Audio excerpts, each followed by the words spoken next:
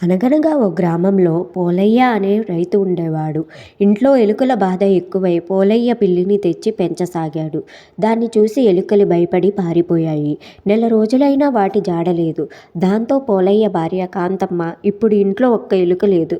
ఈ పిల్లికి పాలు పోయడం శుద్ధ దండగ. దాన్ని ఊరి చివర వదిలేసి రండి అంది. ఆ మాటలు విన్న పిల్లి అలిగి ఆ ఇల్లు వదిలి వెళ్ళిపోయింది. పిల్లి కనిపించకపోవడంతో దాన్ని తీసుకెళ్లి వదిలేయాల్సిన పని తప్పిందని పోలయ్య సంబరపడ్డాడు.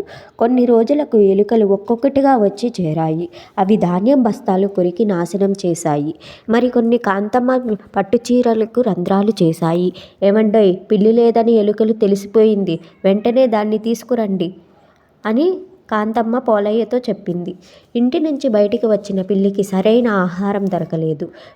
అనవసరంగా ఇల్లు వదిలి వచ్చాను అని బాధపడింది పిల్లి. ఓ రోజు ఆ పిల్లిపై ఒక వీధి కుక్క దాడి చేయబోయింది.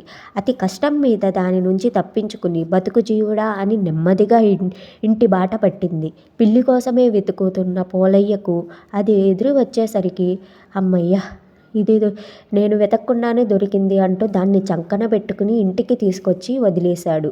మళ్ళీ మ్యావ్ మ్యావ్ అంటూ ఇంట్లో తిరుగుతున్న పిల్లిని చూచి, బాబోయ్, ఇది మళ్ళీ వచ్చింది అనుకుంటూ ఎలుకలు పారిపోయాయి. ఇలా ఒకరికి అవసరం మరొకరికి ఉందని పిల్లికి పోలయ్యకి ఒకేసారి తెలిసొచ్చింది.